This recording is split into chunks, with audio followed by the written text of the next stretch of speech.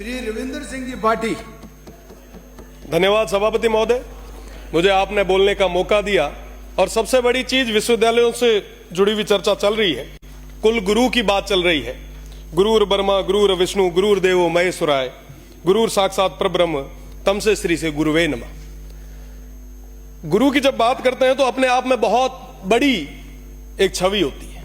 कुल गुरु की चर्चा चल रही है, कुलपति की जगह हम कुल गुरु का नाम ले आ रहे हैं। मैं स्वागत करता हूं आपका, आप ले आए, बहुत बढ़िया काम कर रहे हैं। मेरे से पहले माननीय भरतपुर से आने वाले सदस्य ने कई सारी चीजें कही। सही बात है कि साहब यूजीसी आपको वैलिड करेगी नहीं करेगी, क्या पता कल के समय में कुलगुरु कहीं पे साइन करते हैं, वो डिग्री अगर कैंसिल हो गई तो क्या होगा। हमारे यहां से कोई ग्रेजुएट करके कोई फॉरेन जा रहा है और वहां पे सब देखता है कि साहब वाइस चांसलर के सिग्नेचर ही नहीं है, तो उसको 4-4 बार धक्के खाने पड़ेंगे। आप इसके लिए कुछ ना कुछ एक ठोस चीज ले आए, मेरा तो यही निवेदन है। क्योंकि गुरु की बात है तो मैं उनके सामने या उसके विषय में आपके खिलाफ तो नहीं बोलूंगा, और गुरुओं की तो इज्जत हमेशा हम करते ही आए हैं। गुरु गोविंद दोनों खड़े काके लागू पाए, बलिहारी गुरु आपने गोविंद दियो बताए। बहुत बड़ा नाम है, आप करें, स्वागत है आपका। पर मेरा निवेदन है कि आप विश्वविद्यालयों के बारे में भी सोचें। मैं जोधपुर यूनिवर्सिटी में 2019 से लेकर 22 तक छात्र संघ का अध्यक्ष रहा, खूब बार धरने दिए, प्रदर्शन किए। एक बार की मैं आपको बात बता रहा हूं कि पिछली बार पेंशनर जो है, जो लगभग अपना पूरा जीवन वहां पे निकाल के आते हैं, वो सारे लोग बुजुर्ग, हरिमोहन जी साहब सबसे वरिष्ठ हैं। हरिमोहन जी साहब 70, 75 साल के हमारे जो बुजुर्ग हैं, जिन्होंने पूरा जीवन दिया है, वो सड़कों पे आए, धरने दिए। मैंने कहा क्या हुआ साहब, तो कह रहे हैं कि साहब हमने पूरा जीवन इस संस्था को दे दिया, आज के समय में ये संस्था हमें पेंशन तक नहीं दे पा रही। आप विचार करें कि चतुर्थ श्रेणी का कोई कर्मचारी है जिसकी पेंशन कुल मिला के 10,000 है, अगर 6 महीने तक आप उनको पेंशन नहीं दोगे तो उसकी क्या स्थिति होगी। होली दिवाली हमारे लिए गई है, हमारे लिए तो खूब सारे लोग आते होंगे मिठाइयां लेके, उनके लिए, उनके बच्चों के लिए, पोतों के लिए मिठाई कौन ले जाएगा, क्या स्थिति होगी। तो कहीं ना कहीं फाइनेंशियल क्राइसिस के अंदर हमारी सारी यूनिवर्सिटीज फाइनेंशियल क्राइसिस से गुजर रही है। हम उसको अपलिफ्ट कैसे करें, उसके बारे में चर्चा करने की ज्यादा जरूरत है। अब बात करें स्टाफ की, यूनिवर्सिटी के अंदर सारे प्रोफेसर्स के पद खाली पड़े, असिस्टेंट प्रोफेसर्स के पद खाली पड़े, टीचिंग नॉन टीचिंग के सारे पद खाली पड़े, कोई बात करने के लिए तैयार नहीं है। जो गेस्ट फैकल्टी पे जो प्रोफेसर्स आ रहे हैं, जो पढ़ाने के लिए आ रहे हैं, वो इसी उम्मीद के साथ कि कभी ना कभी सरकार कोई ना कोई ऑर्डिनेंस लाएगी और हमें परमानेंट करेगी।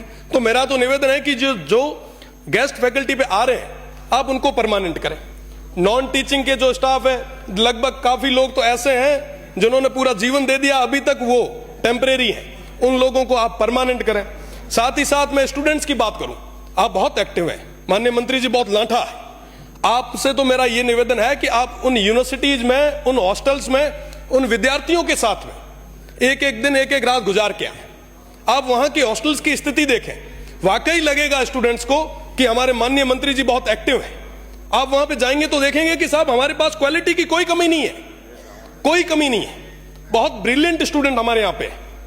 आप उनके बीच में अगर समय निकालेंगे तो 4 चीजें साथ में निकल के भी आएगी। साथ ही साथ अभी बात चल रही थी सिंडिकेट की, सीनेट की, तो सीनेट और सिंडिकेट के अंदर छात्रों को या छात्र नेता या जो ब्रिलियंट स्टूडेंट है, आप कैसे भी तय करें और उनको जगह दें, ताकि एक कम्युनिकेट रहे। समन्वय नहीं है साहब, विश्वविद्यालय प्रशासन अलग भाग रहा है, छात्र अलग भाग रहे हैं, तो कहीं ना कहीं एक ब्रिज बनाने की जरूरत है। मेरा निवेदन है कि आप इस बारे में भी सोचें। साथ ही साथ मैं स्पोर्ट्स की बात करूंगा साहब। आज के समय में यूनिवर्सिटीज का स्पोर्ट्स हम बात कर रहे हैं साहब, पंजाब हरियाणा में इतने खिलाड़ी बाहर जा रहे हैं, इतना बढ़िया बढ़िया परफॉर्म कर रहे हैं। हमारे स्टूडेंट्स को क्या हुआ साहब, वो इसलिए खेल नहीं पा रहे हैं कि साहब उनके पास ना तो पूरे संसाधन है, ना वहां पे पूरे शिक्षक है। मेरा निवेदन है कि अपन इस बारे में हमें बात करनी पड़ेगी। आज एआई का जमाना आया है, टेक्निकल चीजों का जमाना आ गया है।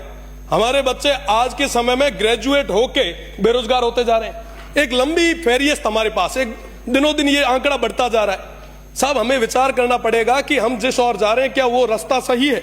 साथ ही साथ मेरा तो यही विशेषकर निवेदन माननीय मंत्री जी से रहेगा कि आप वहां जाएं। साथ ही फीस का मामला है, बहुत बड़ी चीज है, बहुत गंभीर समस्या है माननीय सभापति जी। मैं उस छात्र संघ का अध्यक्ष भी रहा, छात्रों के बीच में काम करने का मुझे मौका भी मिला। वेस्टर्न राजस्थान की सबसे बड़ी यूनिवर्सिटी थी। मैं वहां देखता था कि साहब ग्रामीण परिवेश से जो आने वाला विद्यार्थी है वो अपनी ग्रेजुएशन के साथ साथ तैयारी भी करता है। कई सारे हमारे भाई ऐसे हैं जो कहीं ना कहीं काम भी कर रहे हैं, पार्ट टाइम जॉब भी कर रहे हैं। आप उनपे फीस बहुत ज्यादा तरीके से बर्डन डाल रहे हैं। आप विचार करें कि पिछले 2 साल पहले मैं एक बार देख रहा था, अखबार देख रहा था, उसमें लिखा हुआ आया कि साहब 4 गुना हमने फीस बढ़ा दी। इस तरीके से अगर हम फीस लाते गए तो साहब ग्रामीण परिवेश से आने वाला वो विद्यार्थी है वो कहां जाएगा, वो कैसे तैयारी करेगा? तो कहीं ना कहीं उनके हितों के बारे में भी सोचने की जरूरत है।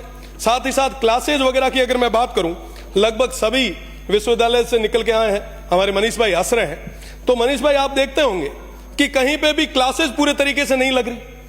आज हमारे स्टूडेंट्स जो है वो परेशान हो रहे हैं। अगर बात करें प्रोफेसर से तो कहते हैं कि साहब स्टूडेंट नहीं आ रहे, स्टूडेंट कहते हैं कि साहब प्रोफेसर नहीं आ रहे। तो ये जो सिस्टम है इसको सही करने की जरूरत है। और मैं दावे के साथ कह रहा हूं कि अगर हमने समय रहते इस सिस्टम को सही नहीं किया तो कोलैप्स हो जाएगा ये सिस्टम। आज के समय में हम यहाँ पे जितने भी सदस्य बैठे हैं, कई सारे हमारे जो वरिष्ठ सदस्य है वो छात्र संघ से जीत के आए हैं और निश्चित रूप से छात्र संघ चुनाव जो है वो बहुत ज्यादा जरूरी। मैं सभापति महोदय आपके माध्यम से सरकार का ध्यान आकर्षित करना चाहूंगा, अगर छात्र संघ चुनाव नहीं होते तो पश्चिमी क्षेत्र के, पश्चिमी राजस्थान के उस रेगिस्तानी क्षेत्र से निकल के मेरा जैसा एक जो मध्यम परिवार से आने वाला विद्यार्थी है वो यहाँ पे नहीं बैठ पाता। तो निश्चित रूप से आप लोग भी सारे लगभग हम एक लोअर मीडियम फैमिली से आते हैं। यहाँ पे मनीष भाई बैठे हैं, माननीय बायतू से आने वाले सदस्य हैं, शेरगढ़ से आने वाले सदस्य हैं, कई सारे हमारे लोग। ये तो मैं राजस्थान यूनिवर्सिटी की और जोधपुर यूनिवर्सिटी की बात कर रहा हूं, उसके साथ ही साथ सुखाड़िया से आने वाले हमारे माननीय कृपलानी जी भी बैठे हैं।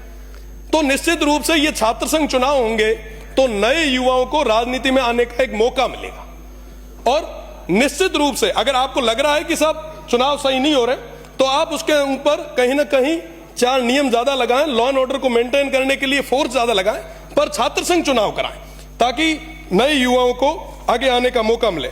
साथ ही साथ मेरा एक जो विशेष निवेदन आपसे मैं वापस माननीय मंत्री जी से करूंगा कि ये जो टेम्परेरी स्टाफ जो लगे हुए हैं टीचिंग और नॉन टीचिंग के, उनको आप परमानेंट जरूर करें। नई एक्टिविटीज को बढ़ाने के लिए हम प्रयास करें। वहां पे कैरियर काउंसलिंग की बहुत ज्यादा जरूरत है। आज के समय में कोई भी कैंपस के अंदर कैरियर काउंसलिंग के लिए नहीं आ रहा। विद्यार्थी हैं, ग्रेजुएशन कर लेते हैं, ग्रेजुएशन होने के बाद में कहीं ना कहीं दर दर की ठोकरें खाने पे मजबूर हो रहे हैं। अगर आप ये चीजें करवाएंगे तो निश्चित रूप से हमारे युवाओं को एक नई जगह मिलेगी। साथ ही साथ अभी चर्चा चल रही थी वाइस चांसलर और रजिस्ट्रार की। साहब मुझे कहते हुए बड़ा दुख होता है, माननीय भरतपुर से आने वाले सदस्य ने तो खुल के नहीं कहा, पर मैं सामने एक पट्टी लगी हुई देख रहा हूं, उस पर लिखा हुआ है कि भैया जो बोल रहे हो सत्य बोलो। और मैं सत्य बोल रहा हूं कि जो बड़ी अटैची लाता है उसको वाइस चांसलर बनाते हैं। वाकई जो ये कोई भी हो, कोई भी राज आया, चाहे पक्ष हो चाहे विपक्ष हो, निश्चित रूप से जो जितनी बड़ी अटैची लाता है उसको बड़ी यूनिवर्सिटी का चार्ज दे दिया जाता है। आप विचार करें, क्या वाकई वो बड़ी अटैची वाले कुलगुरु जैसे पद पे बैठने लायक है क्या? आप साहब बात करें रजिस्ट्रार की, कुलपति की, साहब ये तमाम लोग जो हैं इनको तो विश्वविद्यालय में अपना टेन्योर निकालना है। कुलपति का टेन्योर 3 साल का होता है, वो बड़ी अटैची दे के आते हैं, उनको तो ये लगता है कि साहब 3 साल में कैसे वापस इकट्ठा करें और जाएं। साहब इस दौर में सबसे बड़ा नुकसान किसको हो रहा है? हमारे इस प्रदेश को हो रहा है, हमारी आने वाली पीढ़ी को हो रहा है। आखिर उसका गुनहगार कौन है? अगर हमारे युवाओं और हमारी इस शिक्षा नीति को पूरी तरीके से खत्म किया जा रहा है तो इसका गुनहगार कौन? गुनहगार हम लोग यहां पे बैठे हुए 200 के 200। क्योंकि साहब ये चीज हो रही है, हम देख रहे हैं, पर भी हम चुप बैठे हैं, हम मौन बैठे। आखिर कब तक चलेगा ऐसे? साहब इन यूनिवर्सिटीज को बचाएगा कौन? हमारी इस शिक्षा की जो नीति है, ये जो संस्थाएं हैं, इनको बचाएगा कौन? बचाने के लिए लोगों ने हमें भेजा यहाँ पे, और माननीय मंत्री जी बिना तो हाथा जोड़ी करे थोरो है कि साहब आप इस ओर देखें, वरना वाकई ये सिस्टम लैप्स हो जाएगा। साहब रजिस्ट्रार और वाइस चांसलर को कोई लेना देना नहीं है, वो ठोक ठोका के अपने घरों घर चले जाते हैं। वो बेचारे जो नीचे बैठे स्टाफ है वो दुख के आंसू रोते हैं। वो कहते हैं कि साहब हम हमारी व्यथा कहां है, किसके आम? साहब कोई बात सुनने के लिए तैयार नहीं है, इनकी बड़ी बड़ी पहुंच है। मेरा तो निवेदन है कि आप एक एक दिन आप सर्किट हाउस में मत रुकिए, आप यूनिवर्सिटीज में रुकिए। उन युवाओं के बीच में नवाचार आएगा साहब, नए क्वालिटीज के लड़के आगे आएंगे, आपके लिए रिसर्च करने वाले लड़के आपको मिलेंगे, आप तो उनको आगे लाएं। निश्चित रूप से आप जो आज कुल गुरु का जो कर रहे हैं, मैं आपको धन्यवाद देता हूं, पर कुल गुरु के साथ साथ यूनिवर्सिटी को अपलिफ्ट कैसे करें उसके लिए भी बात करें। हमारी कॉलेजेस के अंदर आज के समय में ज्यादातर प्रोफेसर्स के पद जो है वो खाली पड़े, आप उनको भरें साहब। घना ही बेरोजगार आ रही, बहुत बड़ी गातो नहीं मीना, बड़ा हुआ ना, अपलिफ्ट करो। बहुत बहुत धन्यवाद। जय हिंद, जय भारत।